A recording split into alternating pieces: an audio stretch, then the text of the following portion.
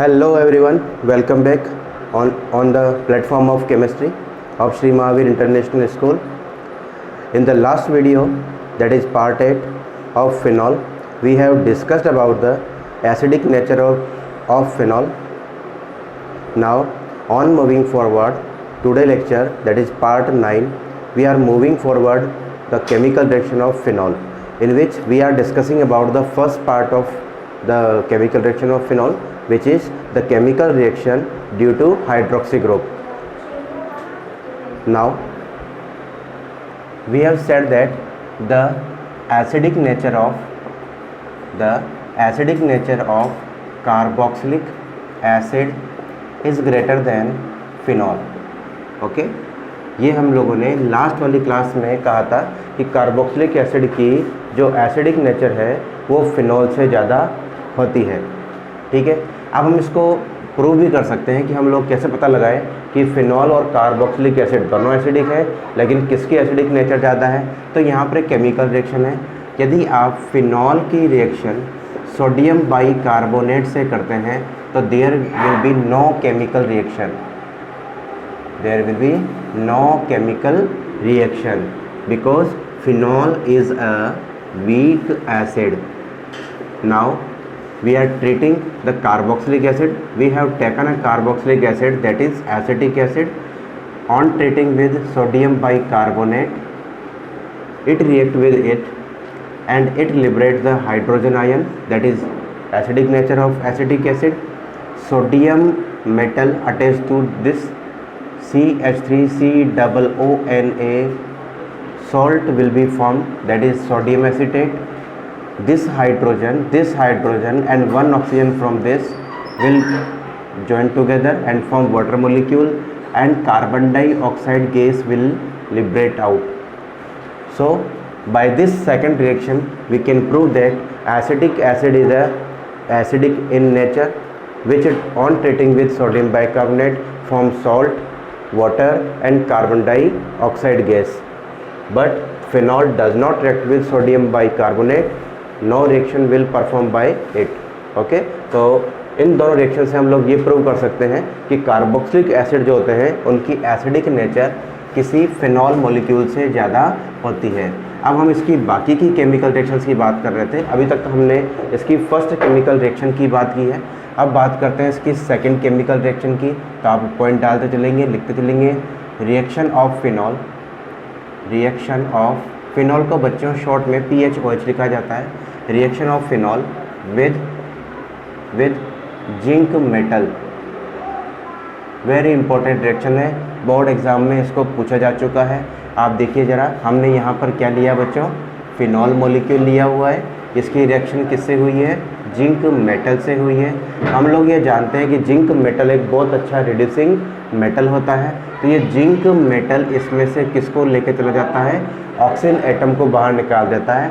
तो फिनॉल में से ऑक्सीजन एटम जो है वो निकल जाता है, देयरफॉर फिनॉल गेट रिड्यूस्ड। ठीक है, तो यहाँ पर हमें क्या मिल जाती है, बेंजीन रिंग मिल जाती है बच्चों। ये जो हाइड्रोजन है ये बेंजीन रिंग से अटैच हो जाता है, तो हमें इसका प्रोडक्ट क्या मिलता है, बेंजीन मिलता है। साथ में हमें साइड प्रोडक्ट क्या मिल जाएगा, जिंक ऑक्साइड मिल जाएगा। तो ये वेरी इंपॉर्टेंट रिएक्शन है जो हमें ध्यान रखनी है। उसके बाद थर्ड रिएक्शन जो है वो हम ध्यान रखेंगे, लिखेंगे हेडिंग रिएक्शन विद अमोनिया। हमने क्या लिया, फिनॉल मॉलिक्यूल लिया, ये हमारा फिनॉल मॉलिक्यूल है। इसकी रिएक्शन हम किससे करवा रहे हैं, अमोनिया से करा रहे हैं। प्रेजेंस हमें किसकी रखनी है, एनहाइड्रस जिंक क्लोराइड की हमें प्रेजेंस रखनी है। टेम्परेचर रखना है 583 केल्विन का। टेम्परेचर हमें कितना रखना है, 583 केल्विन रखना है। अब जैसे ही रिएक्शन होगी तो इसमें से बाहर क्या निकल जाएगा, वाटर मॉलिक्यूल बाहर हो जाएगा और NH2 को हम सीधे इस वैलेंसी पर फिल कर देंगे। तो हमें क्या मिल जाएगा, यहाँ पर एनिलीन मॉलिक्यूल मिल जाएगा। तो this structure belong to aniline. इस मॉलिक्यूल को क्या कहा जाता है, एनिलीन कहा जाता है। वाटर लिबरेट हो चुका है। उसके बाद फोर्थ रिएक्शन पे हम लोग चलते हैं। जो फोर्थ रिएक्शन है वो लिखेंगे हम लोग रिएक्शन विद PCl3 और PCl5। ठीक है, तो हम PCl3 या PCl5 के साथ में फिनॉल की रिएक्शन करने वाले हैं। अब आप देखिए ज़रा, फिनॉल को हमने लिख लिया C6H5OH। इसकी रिएक्शन हम किससे करवा रहे हैं, एक बार PCl3 से कराएंगे, सिमिलरली हमने इसको लिख लिया C6H5OH। अब की बार हम इसकी रिएक्शन किससे करवाने वाले हैं, PCl5 से करवाने वाले हैं। लेट्स सी क्या होता है, देखें इसमें तो PCl3 से जब इसकी रिएक्शन कराएंगे तो कितने क्लोरीन एटम है, 3 है ना यहाँ पे, इसलिए इसको मल्टीप्लाई कितने से कर लेंगे, 3 से मल्टीप्लाई कर लेंगे। हम इस पूरे OH को इसमें से बाहर निकालेंगे, क्लोरीन को ऐड कर लेंगे, तो हमें 3 मोलिक्यूल किसके मिल जाएंगे, C6H5Cl विच इज़ क्लोरोबेंजीन। बच्चे इसको क्या कहा जाता है, क्लोरोबेंजीन कहा जाता है। और साथ में हमें क्या मिल जाएगा, H3PO3 मिल जाएगा, हाइपोफॉस्फोरस एसिड मिल जाएगा। इसी तरीके से फिनॉल की रिएक्शन हम किससे करवा रहे हैं, PCl5 से करवा रहे हैं। तो आपको यहाँ से भी केवल एक OH को हटा देना है और एक क्लोरीन को इसकी जगह रख देंगे, तो हमें क्या मिल जाएगा, C6H5Cl प्लस एक हाइड्रोजन को एक क्लोरीन के साथ देना है विच इज़ HCl, और बच गया हमारे पास में POCl3, फॉस्फोरस ऑक्सीक्लोराइड हमें मिल जाएगा। तो बच्चों ये रिएक्शन हो गई फिनॉल की PCl3 या PCl5 के साथ में रिएक्शन। आप लोग वीडियो पॉज करके इसको डिक्टेट कर लेंगे। अब हम इसके आगे की ओर बढ़ते हैं। फिफ्थ जो इसकी रिएक्शन है हम वहाँ तक चल रहे हैं, और फिफ्थ रिएक्शन को आप लोग हेडिंग डाल के लिखेंगे, फिफ्थ रिएक्शन लिखेंगे ईथरिफिकेशन। ईथरिफिकेशन इसका मतलब ईथर, हम यहाँ पर एक एरोमेटिक ईथर बनाने वाले हैं, तो ईथर का बनना जो है वो ईथरिफिकेशन बोला जाता है। देखते हैं देखिए क्या होता है। सबसे पहले हम C6H5OH फिनॉल लेंगे, और इस फिनॉल की रिएक्शन जो है हम किससे करवा देंगे, किसी सॉल्ट से करवा देंगे। तो हम किसी बेस से करवा देंगे। ये एसिड है और ये बेस है, तो यहाँ से H निकल के जाएगा, यहाँ से OH निकल जाएगा, तो क्या बाहर निकल गया, H2O, और हमें क्या मिल जाएगा, C6H5ONA, सोडियम फिनॉक्साइड नाम का क्या मिल जाएगा, हमें एक सॉल्ट मिल जाएगा। अब हम इसकी रिएक्शन जो है एक हेलो एल्केन से कराएंगे। सपोज हमने यहाँ हेलो एल्केन ले लिया CH3Cl, क्लोरोमेथिल ले लिया। जैसे इसकी रिएक्शन परफॉर्म की जाएगी तो Na किसको लेके चला जाएगा, Cl को लेके चला जाएगा, तो बाहर क्या निकल जा चुका है, NaCl। CH3 को हम यहाँ ऐड कर देंगे तो हमें एक एरोमेटिक ईथर दिखाई दे रहा है। हम इसको ऐसे भी ड्रॉ कर सकते हैं, बेंजीन रिंग बनाएंगे, और इसके साथ हम क्या ऐड कर लेंगे, OCH3। इस कंपाउंड का कॉमन नेम क्या ध्यान रखेंगे हम, एनिसोल। ये जो कंपाउंड बना है हमारे पास में, इसका नाम हम क्या ध्यान रखेंगे, एनिसोल। और एनिसोल का अगर IPSC नाम पूछ लिया जाए तो इसका IPSC नाम होता है मेथॉक्सीबेंजीन।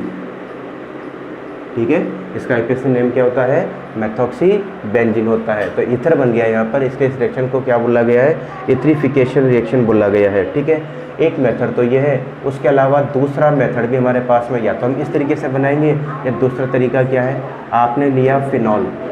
ओके, ये हमारे पास में क्या है, फिनॉल। इस फिनॉल की रिएक्शन हम डाईएजोमेथेन से करवा देंगे। किससे करवा देंगे, डाईएजोमेथेन। तो डाईएजोमेथेन के साथ इसकी रिएक्शन हो जाती है।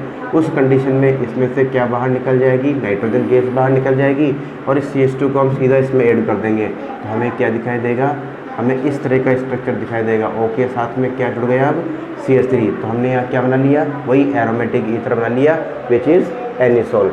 तो बच्चों ये हमारी फिफ्थ रिएक्शन हो गई। उसके बाद में जो है हम लोग इसके सिक्स्थ रिएक्शन पे चलते हैं। हेडिंग डालिए इसका नंबर 6, और हेडिंग है एस्टरिफिकेशन। 6th हेडिंग डालेंगे हम लोग, एस्टरिफिकेशन। एस्टरिफिकेशन यानी एस्टर का बनना जो है वो एस्टरिफिकेशन बोला जाता है। हम इसमें क्या करेंगे, कोई भी कार्बोक्सिलिक एसिड जो है वो हम लेते हैं। मान लीजिए हमने एक कार्बोक्सिलिक एसिड लिया, और इसकी रिएक्शन जो है हम किससे करवाने वाले हैं, फिनॉल के साथ करवाने वाले हैं। तो फिनॉल को हमने यहाँ पर इन्वर्ट करके लिखा हुआ है, मीडियम लिखा हुआ है हमने, एसिडिक मीडियम।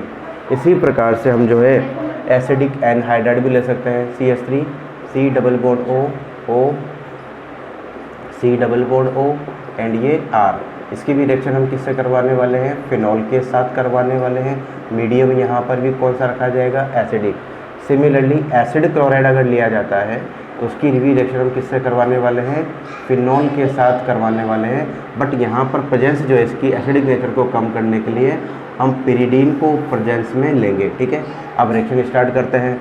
जैसे इसकी रिएक्शन स्टार्ट हुई तो आप यहाँ से H निकाल लेंगे, और यहाँ से क्या निकाल लेंगे, OH। सिमिलरली आपने यहाँ से इस बॉन्ड को ब्रेक किया तो इस पर पॉजिटिव चार्ज आएगा, इस पर क्या चार्ज आएगा, नेगेटिव। और आप जो है यहाँ से इस H+ को निकाल लोगे, उसको इसके साथ लिंक कर लोगे। ठीक ऐसे कैसे यहाँ से भी क्या बाहर निकल जाएगा, HCl निकल जाएगा। अब हम इसको लिंक कर लेते हैं, हमें क्या मिल रहा है यहाँ पर RC double bond O and OC6H5। तो बच्चों ये फेनिल और ये एस्टर, तो हमें यहाँ मिल जाएगा फेनिल एल्केनोएट। फेनिल एल्केनोएट नाम का क्या मिल जाएगा, एक एस्टर मिल जाएगा। सिमिलरली यहाँ पर भी इस H+ को मैंने यहाँ ऐड कर लिया, तो मुझे मिल रहा है RC डबल बॉन्ड O और ये H, एसिडिक कोई एसिड मिल गया, और इसके साथ मैंने इसको ऐड कर लिया। तो यहाँ से लिख रहा हूँ मैं RC double bond O and OC6H5, ये भी हमारा वही फेनिल एल्केनोएट मिल गया। इसमें से HCl बाहर निकल गया, इसको मैंने यहाँ लिंक कर लिया, तो ये RC डबल बॉन्ड O और OC6H5, वही फेनिल एल्केनोएट हमें एस्टर के रूप में मिल जाएगा। तो एस्टर का बनना ही ये क्या कहलाता है, एस्टरिफिकेशन कहलाता है। 7th रिएक्शन पे आते हैं। 7th रिएक्शन एक इम्पोर्टेंट रिएक्शन है और रिएक्शन का नाम है बेंजोइलेशन। 7th रिएक्शन का क्या नाम है, बेंजोइलेशन। ठीक है, तो बेंजोइल ग्रुप का जुड़ना क्या बोला जाता है, बेंजोइलेशन कहलाता है। ज़रा देखेंगे हम लोग। सपोज ये आपने लिया फिनॉल, ये आपने कौन सा मॉलिक्यूल लिया, फिनॉल मॉलिक्यूल लिया। इसकी रिएक्शन जो है हम लोग बेंजोइल क्लोराइड से लेंगे। जैसे ये अल्केनोइल क्लोराइड था, वैसे हम लोग क्या लेने वाले हैं, बेंजोइल क्लोराइड लेने वाले हैं। तो इसका फॉर्मूला ये है C6H5C डबल बॉन्ड OCl। ठीक है, जैसे इसकी रिएक्शन कंटिन्यू होगी तो यहाँ से H चला जाएगा और यहाँ से क्या बाहर निकल जाएगा, Cl। तो क्या बाहर निकल गया, HCl बाहर निकल गया। हम इसको लिंक कर लेते हैं इसके साथ में। तो देखिए ज़रा, ये हमारे पास बेंजीन रिंग, ये हो गया C डबल बॉन्ड O और C डबल बॉन्ड O के साथ में ये आ गया O और O के साथ आ गया C6H5। तो इस कंपाउंड का नाम है फेनिल बेंजोएट। इस कंपाउंड का क्या नाम हो गया, फेनिल बेंजोएट, जो कि क्या है, एरोमेटिक एस्टर हो गया। ठीक है, ये हमारी 7th रिएक्शन हो गई। उसके बाद में हम इसकी 8th रिएक्शन में बढ़ते हैं, जो अपने आप में एक इम्पोर्टेंस रखती है, जो कल वाली क्लास में भी एक नाम आया था। तो आप हेडिंग डालेंगे 8th ऑक्सीडेशन।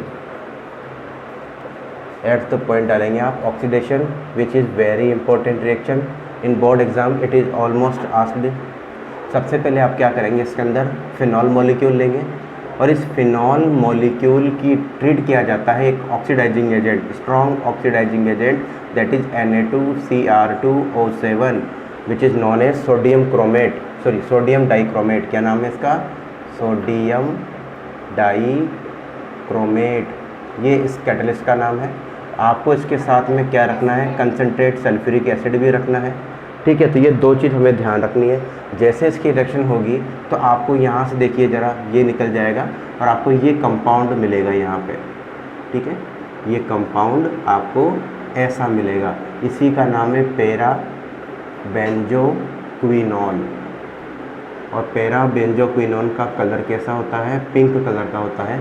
कल वाली क्लास में बताया था कि जब फिनॉल को ओपन एयर में रखा जाता है तो इसका ऑक्सीडेशन हो जाता है और ये कलरलेस से पिंक कलर के क्रिस्टलाइन सॉलिड में कन्वर्ट हो जाता है, उसे कहा जाता है पैरा बेंजोक्विनोन। तो ये इंपॉर्टेंट है, कम से कम 2 बार ये बोर्ड एग्जाम में पूछी जा चुकी है। ठीक है, हम ध्यान रखेंगे। अब इसमें हुआ क्या, हम उसकी मैकेनिज्म पे थोड़ा सा फोकस कर लेते हैं। आप देखेंगे कि हमने ये स्ट्रक्चर कुछ ऐसा बनाया था। ये आपका फिनॉल मॉलिक्यूल है और ये इसकी पैरा पोजीशन का हाइड्रोजन है। ऑक्सीडाइजिंग एजेंट जब आपने लिया तो वहाँ से क्या हुआ, ये हाइड्रोजन आपका ब्रेक हुआ और एक हाइड्रोजन आपका ये ब्रेक हुआ। तो इसमें से बाहर क्या निकल गई, आपकी हाइड्रोजन गैस बाहर निकल गई। इसी को अपन क्या बोलते हैं, ऑक्सीडेशन बोलते हैं। ये जो सिग्मा बॉन्ड फ्री हुआ, ये कहाँ पर आएगा बच्चों, यहाँ पर आएगा। इसके यहाँ पर आने से यहाँ पर क्या बनने वाला है, एक डबल बॉन्ड बनने वाला है। अगर यहाँ डबल बॉन्ड बन गया तो इस कार्बन की वैलेंसी कितनी हो गई, 5 हो गई।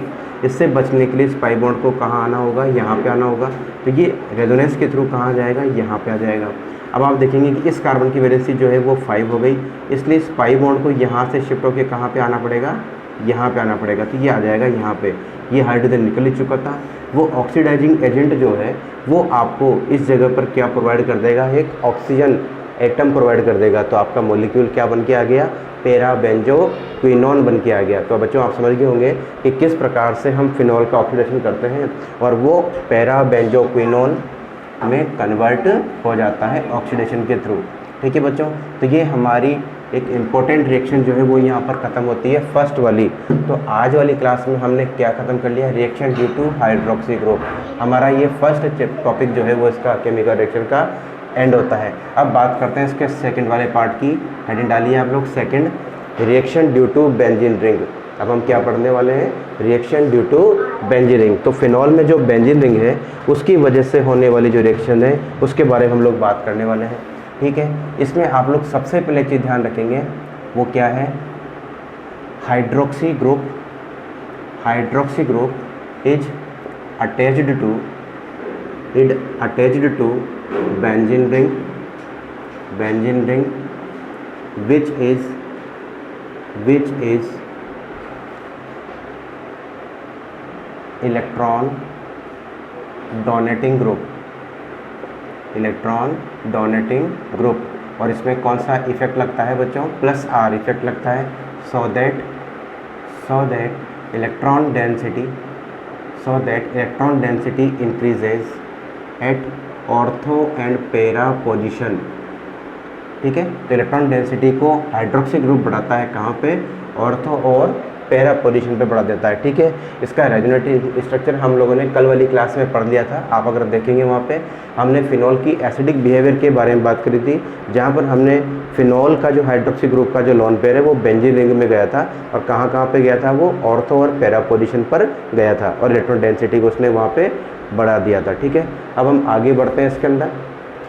ठीक है, तो हमारे पास में इसमें जो सबसे पहली रिएक्शन है केमिकल रिएक्शन नंबर 1, उसका नाम है नाइट्रेशन। वेरी इंपॉर्टेंट रिएक्शन है, तो एग्जाम में कई बार क्वेश्चन आते हैं, पहले नहीं डालेंगे आप नाइट्रेशन। ठीक है, नाइट्रेशन के अंदर केस वन अगर आपने फिनॉल लिया, ठीक है बच्चों, आपने क्या लिया यहाँ पे, फिनॉल लिया, और इस फिनॉल की रिएक्शन हम किससे करवा रहे हैं, डाइल्यूट HNO3 से करवा रहे हैं। किससे करवा रहे हैं हम लोग, डाइल्यूट HNO3 से करा रहे हैं। बच्चों ये स्पेसिफिक टाइप की रिएक्शन है, ठीक है ना, और ये जो रिएक्शन जो हम सारी पढ़ने वाले हैं, इन रिएक्शन का एक स्पेसिफिक नाम है, उसे कहा जाता है इलेक्ट्रोफिलिक सब्स्टिट्यूशन रिएक्शन। आप लोग ध्यान रखेंगे, फिनॉल की जितनी भी रिएक्शंस हैं वो सब कौन से मैकेनिज्म को फॉलो करती हैं, इलेक्ट्रोफिलिक सब्स्टिट्यूशन रिएक्शन को फॉलो करती है। तो डाइल्यूट HNO3 माना ये एसिड है, लेकिन यह एसिड की तरह बिहेव नहीं करता है, हम इसको ब्रेक डाउन करते हैं OH- एंड NO2+ की फॉर्म में।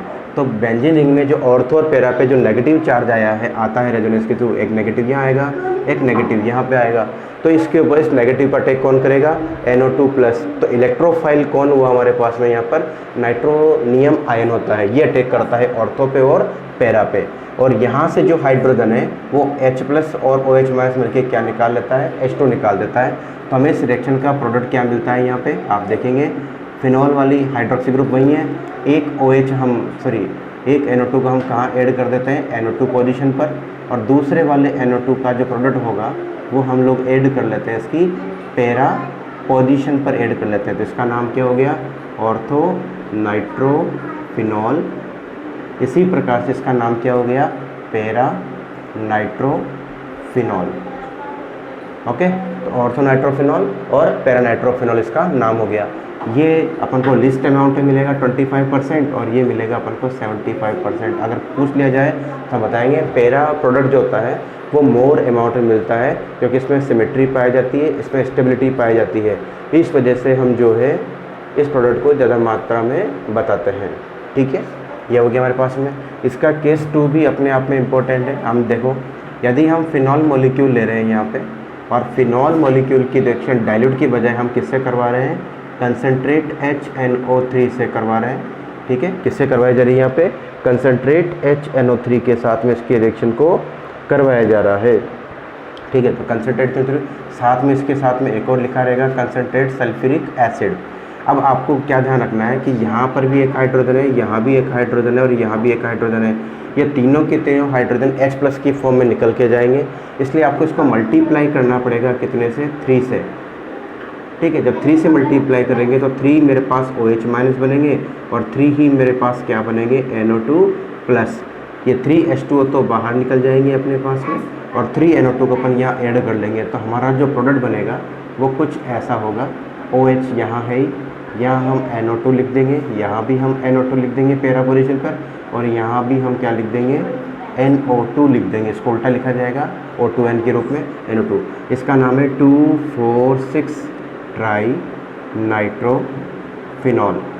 क्या नाम है इसका, 2,4,6 ट्राई नाइट्रोफिनॉल। इसको शॉर्ट में TNPB कहा जाता है, विच इज़ एक्सप्लोसिव। इसकी नेचर कैसी होती है बच्चों, एक्सप्लोसिव होती है। ट्राई नाइट्रोफिनॉल यहाँ बन जाता है। इसी का बच्चों एक और नेम भी है जो आप लोग ध्यान रखेंगे, इसी को कहा जाता है पिक्रिक एसिड।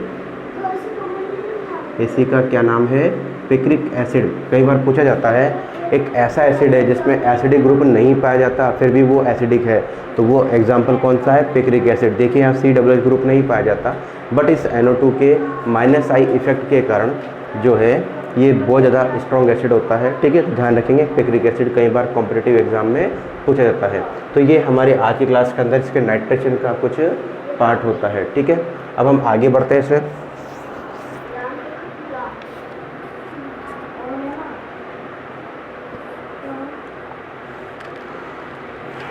उसके बाद में ये हमारी फर्स्ट रिएक्शन हो गई।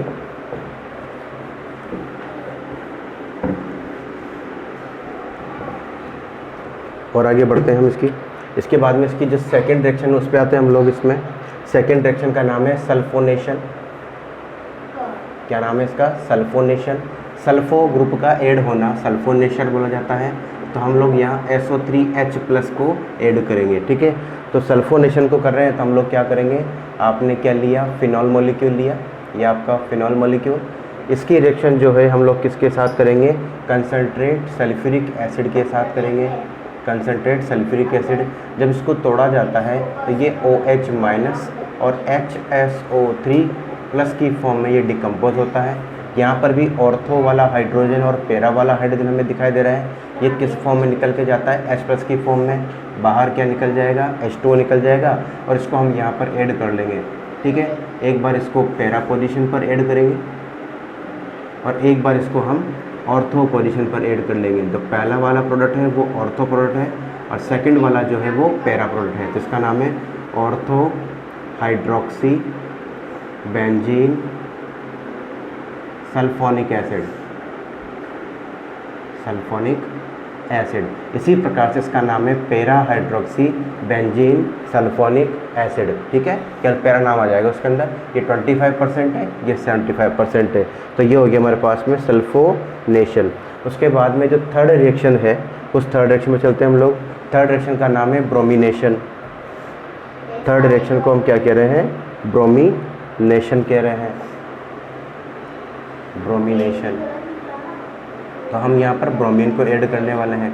अब यहाँ पे भी दो केस हैं, हम लोग ध्यान रखेंगे, दोनों ही बोर्ड एग्जाम में पूछे जा चुके हैं। आपने यहाँ पर क्या लिया, फिनॉल मॉलिक्यूल लिया और इसकी रिएक्शन जो है आप ब्रोमीन से करवा रहे हैं। ठीक है, लेकिन प्रेजेंस आपने किसकी ले ली, लुईस एसिड की ले ली, सपोज AlCl3। ठीक है, हमने यहाँ पर प्रेजेंस किसकी ले ली, AlCl3 की ले ली। या फिर हम ये कहें कि हमने यहाँ पर कार्बन डाइसल्फाइड को ले लिया, या हम ये कहते हैं कि यहाँ पर कार्बन टेट्राक्लोराइड को लिया हुआ है और प्रेजेंस रखी गई है, टेम्परेचर लिया गया है 273 केल्विन का। ठीक है, आपको केवल यहाँ ऑर्थो और पैरा हाइड्रोजन को निकालना है ब्रोमीन के द्वारा। तो आप यहाँ पर दो प्रोडक्ट प्राप्त कर लेंगे, ये हाइड्रोक्सी ग्रुप और ये HBr निकल ही चुका था। एक ब्रोमीन को हम कहाँ ऐड कर लेंगे, ऑर्थो पे, और दूसरे प्रोडक्ट को हम लोग कहाँ पर ऐड कर लेंगे, पैरा पोजीशन पर ऐड कर लेंगे। इसका नाम क्या हो गया, ऑर्थो ब्रोमोफिनॉल। इसका क्या नाम है, ऑर्थो ब्रोमोफिनॉल, और इसका नाम है पैरा ब्रोमोफिनॉल। ठीक है, इसी प्रकार से केस 2 में हम लोग चलते हैं। तो केस 2 के अंदर वेरी इंपॉर्टेंट है, कई बार बोर्ड एग्जाम में पूछा गया ये भी। हमने फिनॉल मॉलिक्यूल लिया और इस फिनॉल मॉलिक्यूल की रिएक्शन अब की बार हम किससे करवा रहे हैं, ब्रोमीन वाटर से। आप ध्यान रखेंगे, आपको बोर्ड एग्जाम में हिंट मिलेगा, हमें किसके साथ इसको ट्रीट कराना है, ब्रोमीन वाटर के साथ ट्रीट कराना है। तो ब्रोमीन वाटर से ट्रीट कराएंगे तो आप इसको मल्टीप्लाई कितने से कर लोगे, 3 से मल्टीप्लाई कर लोगे। 1 hydrogen from ortho, 1 hydrogen from ortho and 1 hydrogen from para. तो कितने हाइड्रोजन हो गए मेरे पास में, यहाँ पे 3 हाइड्रोजन हो गए। तो 3 HBr में आउट कर दूंगा और 3 ब्रोमीन को ऐड कर लूँगा। तो मुझे यहाँ पर आपको दिख रहा होगा एक ब्रोमीन ऑर्थो पे ऐड हो गया, एक आपका पैरा पे ऐड हो गया और एक आपका वापस ऑर्थो पे हो गया। इसका नाम है 2,4,6 ट्राई ब्रोमोफिनॉल। ठीक है, 2,4,6 ट्राई ब्रोमोफिनॉल। अच्छा बच्चों, एक और चीज़ ध्यान रखेंगे, ब्रोमीन वाटर का जो कलर होता है वो कैसा होता है, येलो कलर का होता है। लेकिन जब ये 2,4,6 ट्राई ब्रोमोफिनॉल हो जाता है तो इसका कलर जो है वो गायब हो जाएगा, तो ये हो जाएगा कलरलेस। तो एक बार बोर्ड एग्जाम में पूछा गया था ये वाला क्वेश्चन कि जब ब्रोमीन वाटर को फिनॉल के साथ ट्रीट किया जाता है तो क्या होगा, तो ब्रोमीन का येलो कलर जो है वो डिसअपियर हो जाएगा। क्या बनने के कारण, 2,4,6 ट्राई ब्रोमोफिनॉल के बन जाने के कारण। ठीक है बच्चों, तो ये आपको समझ में आ गई होगी बात कि हमने यहाँ पर क्या कर लिया, इसका ब्रोमिनेशन कर लिया।